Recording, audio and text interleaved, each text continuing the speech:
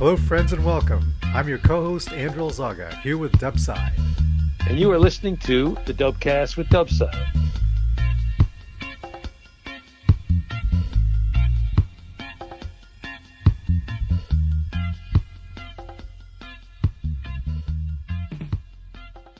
So, DUBCAST, how are things? Pretty good. It's summertime, and kayaking is good. I'm getting out a little more, and I'm going to the Michigan training camp coming up in a couple weeks. That's a Kayak USA event in Traverse City, Michigan. All right. I've gone to many times before. Should be good. This is the first one since the pandemic recess, so people are excited. All right. Sounds like fun. Yeah. Well, last episode, I interviewed paddle maker Don Beal, who is one of the founding members of the South Sound Traditional Inuit Kayak Symposium. The thing we call STIKS. Yes. Yeah. Yep. What I thought was interesting was that the group of people who put together STIKS first met and were inspired by Joe Greenley, who put on an annual event known as the Wooden Kayak Rendezvous in Port Townsend in Washington State. Do you know Joe? And do you know that about that event? Yeah. I was that one time in 2006 or 5 or way back. But yeah, he's Joe. He does the strip built kayaks, and they are truly works of art. Oh, you know, yeah. You wonder why people put them in the water. It'd be something you put in your mantelpiece. They're so beautiful. We want to get a scratch on it. Yeah, he has this business called Redfish Kayak. He's an amazing craftsman. So every year he would hold this event where people would bring their homemade wooden kayaks. And it's not just strip kayaks, it's kayaks of all different, made by all different methods, including skin on frame, stitch and glue, even folding aluminum, in cedar strip. I found it just incredibly inspirational because they're just, people will personalize their kayaks, paint pictures of their dogs on it and do all kinds of things. Anyway, it was just, I always found it a really interesting event. Yeah. Well, the founders of STIKS came from that and decided that they would create their own all Greenland event. And it not only happened independently of what was happening on the East Coast with Delmarva, but it happened simultaneously. All right. Yeah. So how did you hear about STIKS? I think there was a publication in it was like a newsletter sort of thing that had been published for many years. It was called Anorak. When I started going to a pool session learning to roll, like 1999 or 2000, there were copies of this thing there, and people would write in articles about things that they went through. I think there was something in there about STIKS and some of those early things. And that they don't publish that Anorak anymore. The internet put it out of business. But that was first, and I think in 2005 I was the first time I went out to STIKS. Okay. Unfortunately, Don says that no one's really interested in stepping forward to take over organizing the event. Well, that's unfortunate. Yeah. That would be a shame for it to just die out completely. Yeah, it's the only Greenland style event on the West Coast, I think, right? Yeah. Mm-hmm.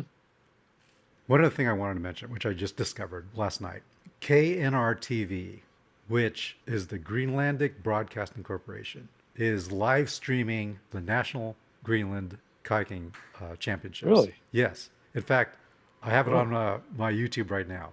It's a live stream. It's in Ilulissat. Oh, wow.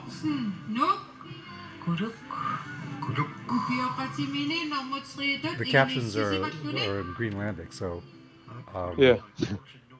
they have several hours actually of this event online now. Yeah. If anybody's interested, I'm going to put the link in the show notes. Yeah. They even have the rolling competition here, about an hour and 52 minutes of that. Wow. Yeah, it's pretty amazing. Things have come a long way. Now you can watch the whole thing on YouTube live. All right. Yeah. Amazing. So that leads us into the topic of this week's DUBCAST, which is kayak injuries. Yes. The best approach to take is the preventative thing. So give you some of my mishaps, and then people can try to see that it doesn't happen to them. Okay, well, let's get started with DUBCAST 28.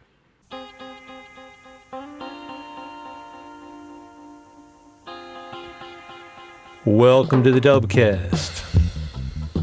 with Dubside. This is Dubcast number 28,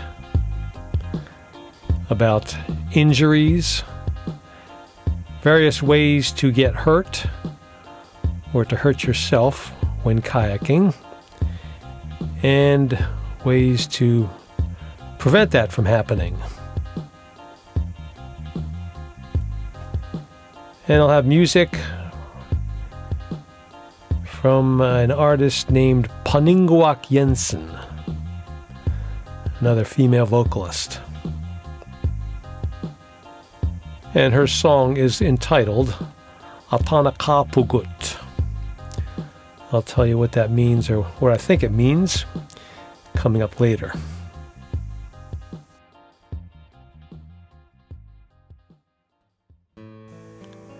Well, back in the early days of whitewater paddling, kayaks were typically made out of fiberglass.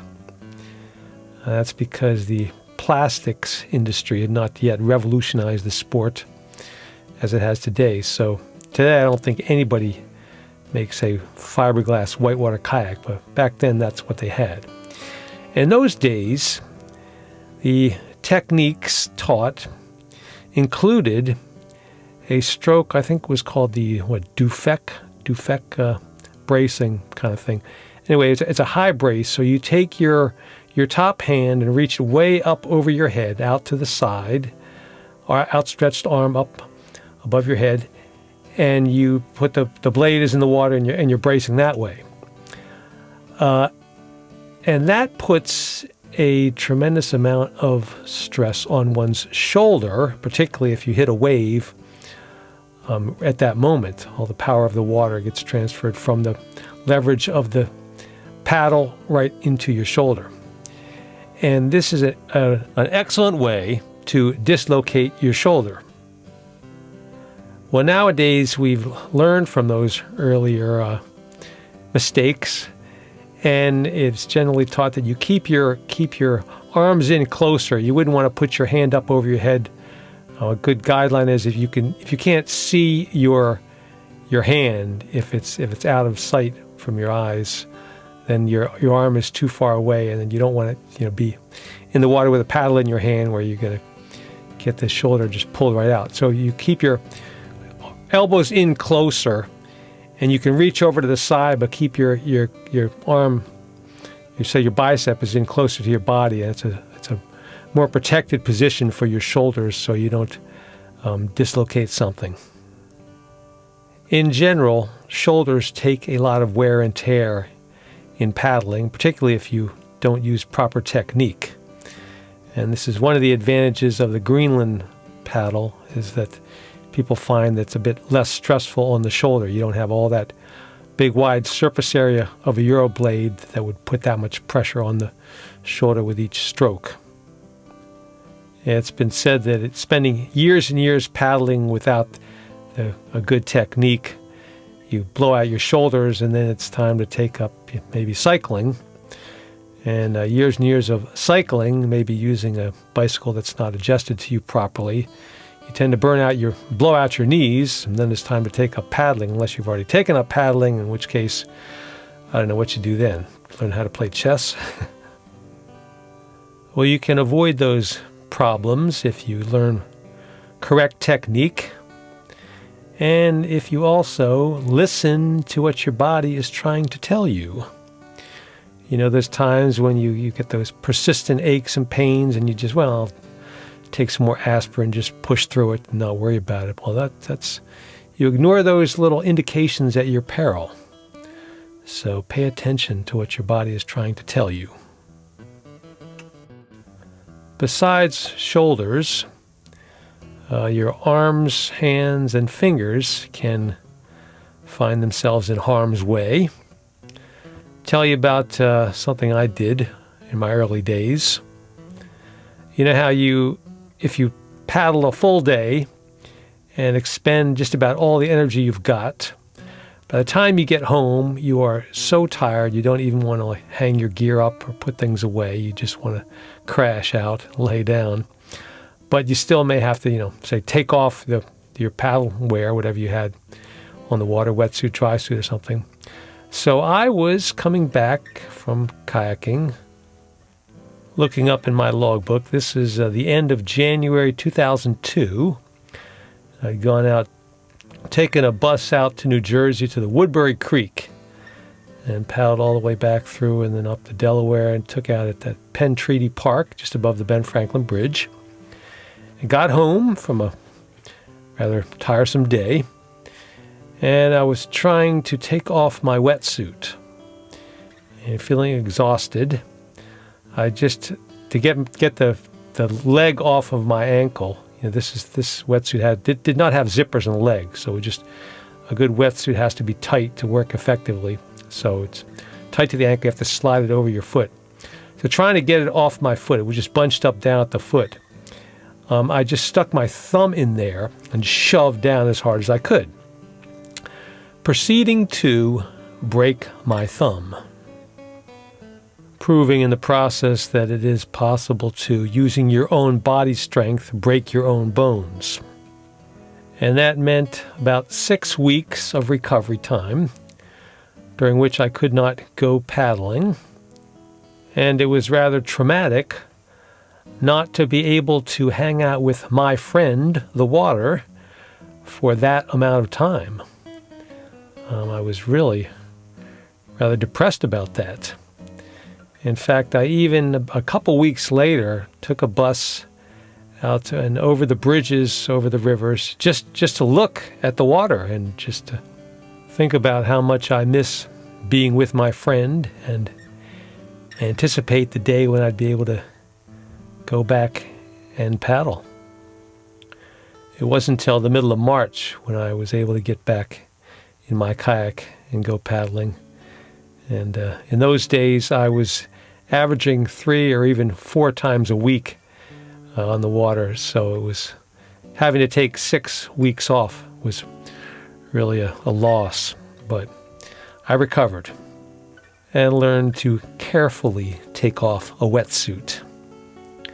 Well, it is possible to injure the lower extremities in kayaking.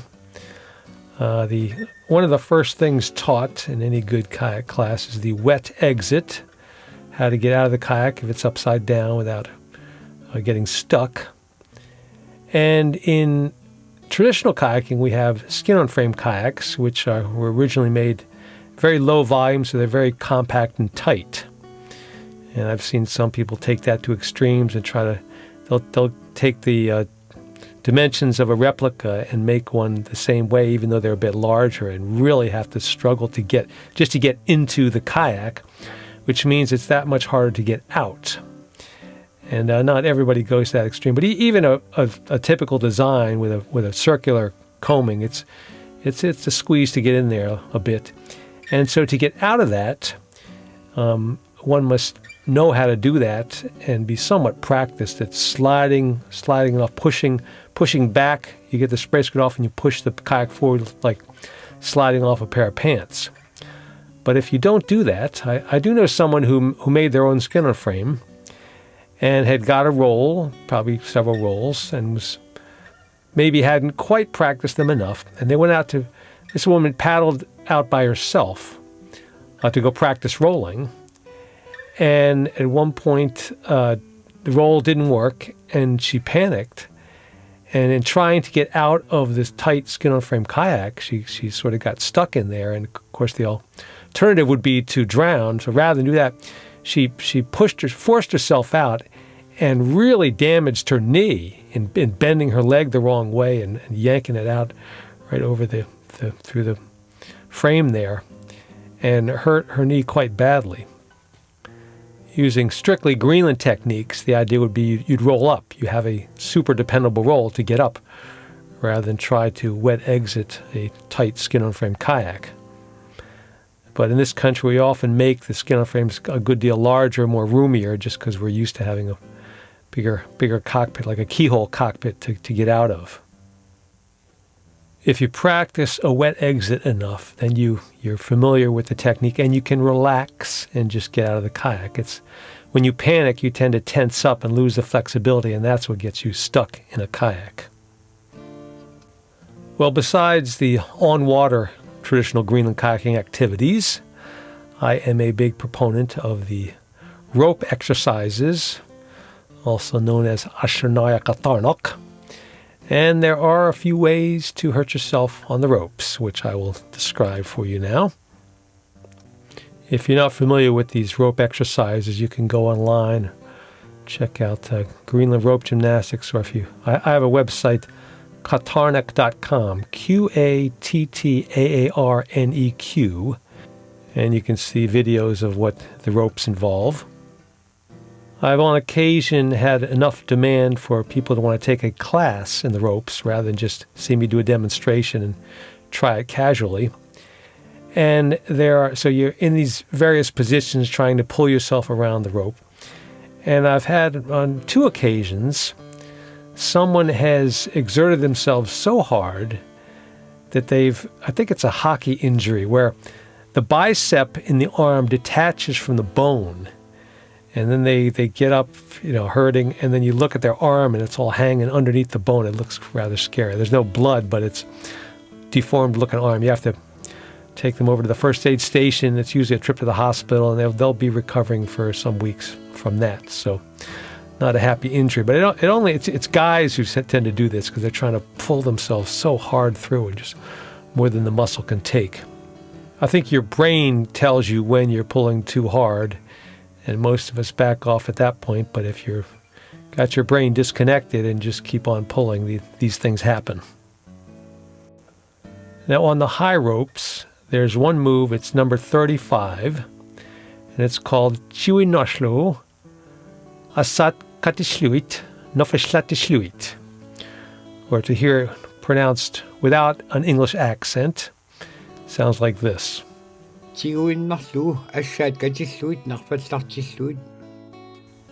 I'll thank Ali Bach from Sisimiut for that. So when doing this move, your arms are in a position where your palms are facing you, and to get over the rope, you have to turn them sideways one way. You have to see it. But anyway, I did this one time in practice, years after I'd started doing ropes and after I'd competed and other things. And I got up on top of the rope, twisting my arms this way, and heard a cracking sound. And then I came down and realized I had just broken my wrist doing that very move. And that entailed another 6 weeks of recovery.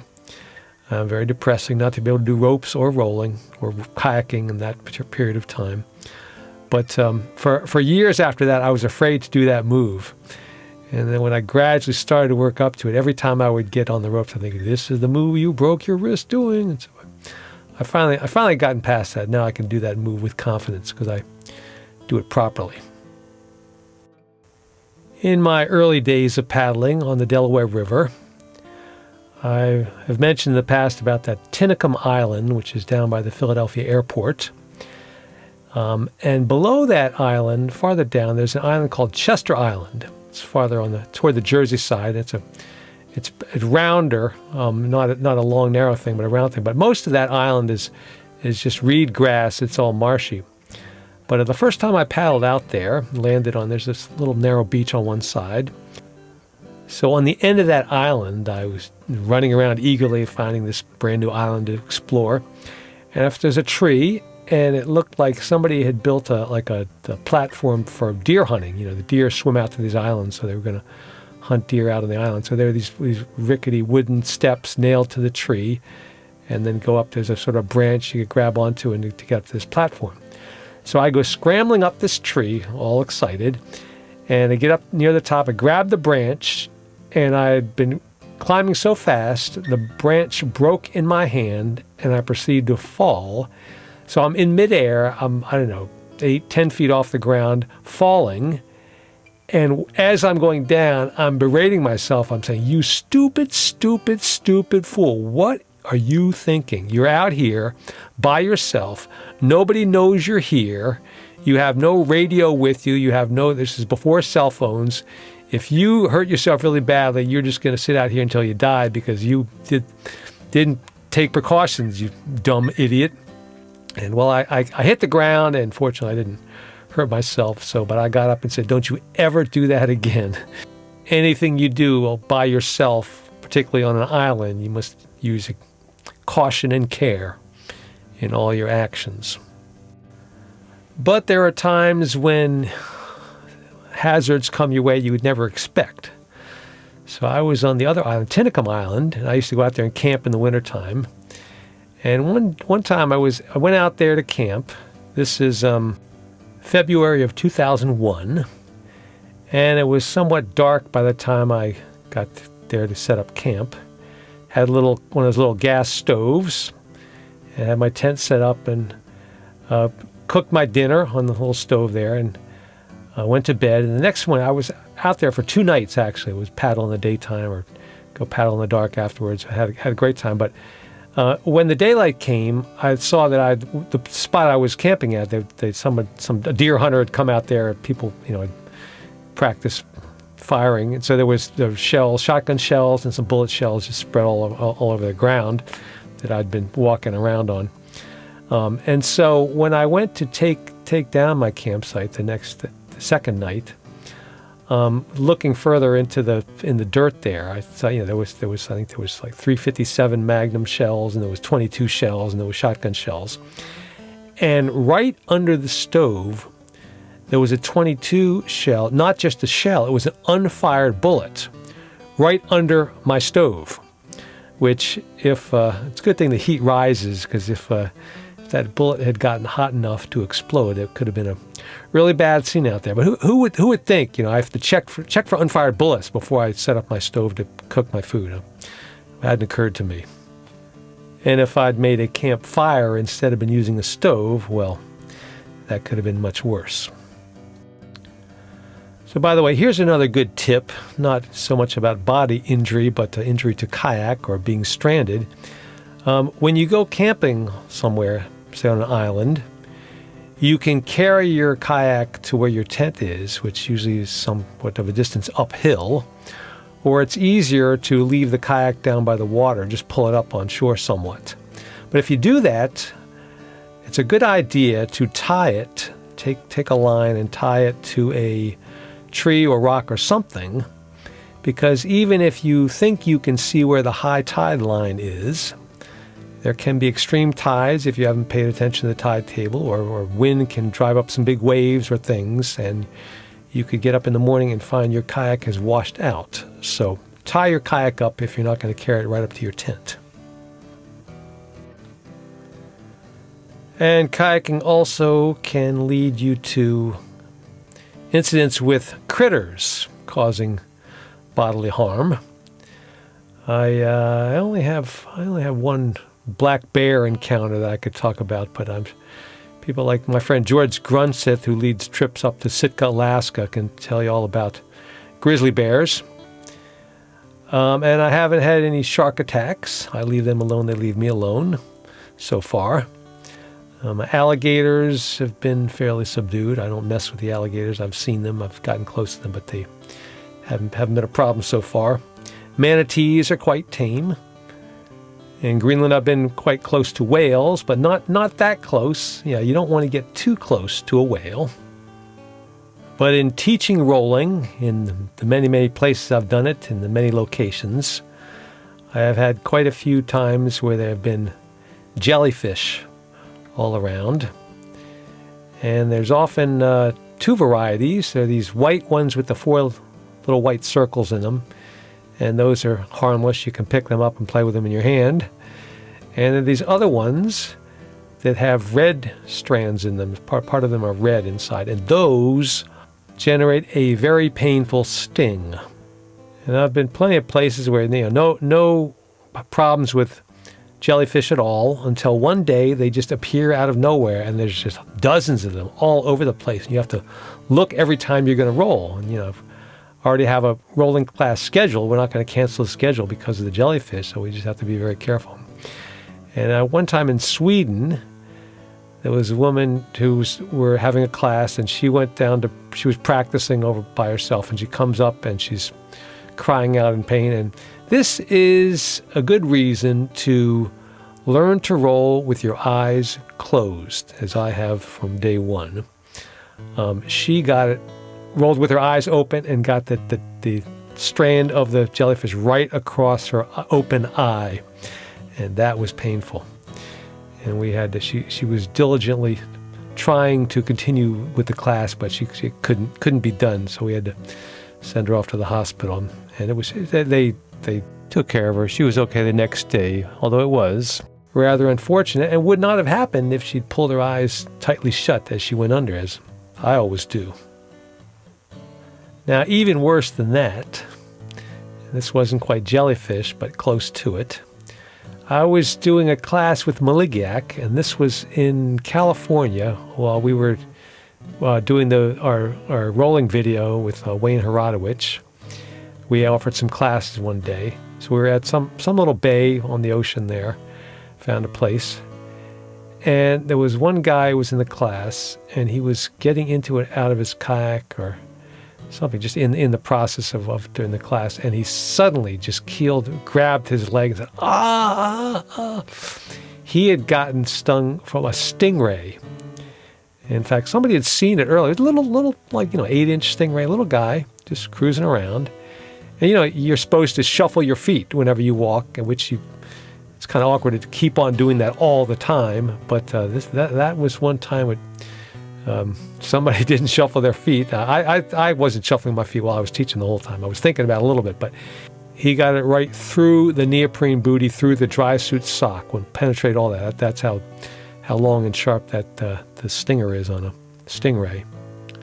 And I imagine he was probably hurting worse than the jellyfish in the eye. And we had to send him off to the hospital. He was better the next day, but he was suffering. I've heard of some fairly nasty encounters with sea lions, but on the East Coast, the places I've frequented, I haven't had any encounters with those. But we have regular seals in various places in the U.S. on the coast. And seals are very curious animals. Got those big eyes. And they will come up and check you out, and they'll follow you. And when you think you're being followed, you turn around, and they're duck underwater, they hide. But what you do is you paddle backwards, and you can just watch them, look at them, every time they come up to take a peek. Now, in this country, we are required by law not to mess with the seals, any marine mammal. And so the seals generally leave us alone. But if you're hunting them, as they did in Greenland for years and years and still do, anything that's in danger of its life will try to fight back as hard as it can. And so a seal hunter, having harpooned a seal and wounded it, the seal would come back and could attack the kayak. And a sharp seal claw can slice through the seal skin on a kayak or even the canvas and sink the kayak, which is why a seal hunter, besides the harpoon you have on the deck of the kayak, other hunting tools include a lance that you could stab the seal if it came at the kayak, and it's a rather precarious situation there. It's you versus the seal, live or die. So that was, hunting was the use of the kayak. It was not a toy, not for recreation. This was for making a living. Serious business. And for the seal hunters, there's a condition, the Greenlandic word is nangialnak, or you could think of it as kayak vertigo. And this had been identified by the Danish doctors for quite early on. They saw this happen. And it was, when you're out by yourself in the water, there's no, the horizon can sort of fade into a mist. So there's nothing to focus on. It's just there's a kayak and there's sky and horizon and water, all just one big sort of white shade of gray. And they also may have been related to some traumatic experience, but it was a mental thing. You could think of it as kind of a post-traumatic stress disorder, where the hunter wouldn't be able to balance properly and just couldn't stay in a kayak. And the Danish doctors never could figure out a cure for it, and sadly, it would be the end of a career for a seal hunter. You just couldn't paddle anymore, due to this, your head just being out of it, and you couldn't focus properly, and just couldn't get in the kayak. Well, at some point, we all have to give up kayaking eventually. And best we can do is enjoy it while we can. Hopefully some of the things I presented here will help you to enjoy it a little bit more and avoid the downtime. In about the year 2017, a woman named Paninnguaq Jensen put out a CD, and she writes the songs and sings them on this recording. And she could be thought of as a female vocalist of a later generation from, say, Nina and Tuparnak and people from that era, a bit younger. And I see that Christian and Frederick Elsner were involved in this production, the two guys from Nanook. And Frederick plays guitar on quite a few of these tracks. So I'm going to give you a version of the one called Atanakapugut. And if we can, there are no English translations in here. So the album is called Maaniippunga. And I think that would mean Maaniippunga is I'm here, or say, here I am. And the song Atanakapugut, that would be something like our coming together, maybe, our joining up, our unity, I don't know. Something like that. Anyway, here's my version of Atanakapugut by Paninnguaq Jensen.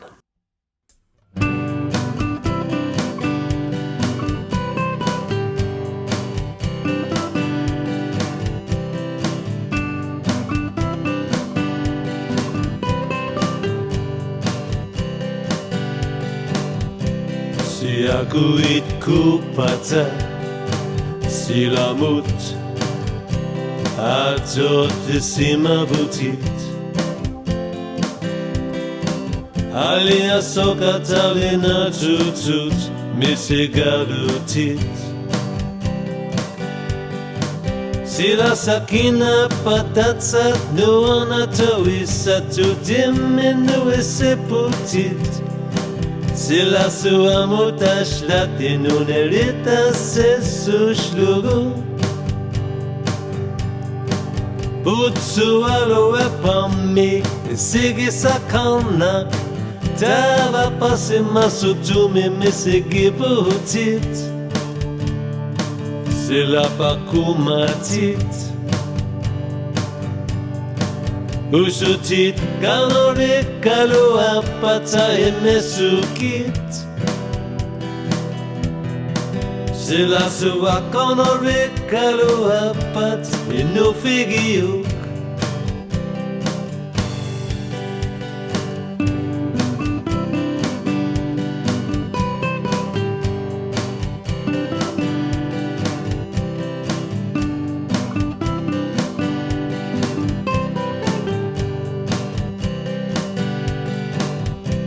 Si aku itku patah silamut atot sima butit alia sokatalina tutut misigalutit Sila sakina patatsat nuana tuisatu diminu seputit Sila suamutash la inunerita sesushlugu Usutit kanore kalua pata emesukit Sila sua kanore kalua pat inufigiyuk Usutit kanore kalua pata emesukit Sila sua kanore kalua pat inufigiyuk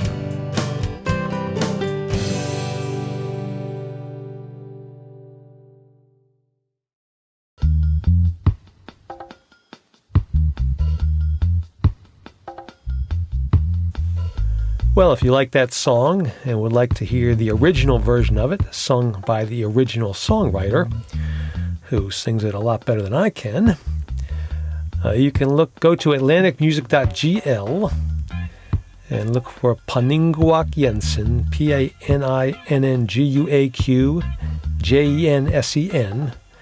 Album is called Maaniippunga. It's got a picture of her standing, or her silhouette anyway. I think it's her standing on the top of a mountain range, kind of faded pale pink and brown colors on that. That was the 7th track on that CD, Atanaka Pugut. Coming up in DUBCAST number 29, I have, besides physical injuries that I've sustained in kayaking, and going to Greenland, I have had some, you could call them emotional injuries by misunderstanding the culture and making some social blunders. And I would like to describe some of those situations and give you some ways to avoid uncomfortable situations with a technique I have, which allows you to evaluate if you're going to put yourself in a bad position, shall we say. So be prepared for that in episode 29. And until then, this is Dubside signing off of the DUBCAST. Tchaukus.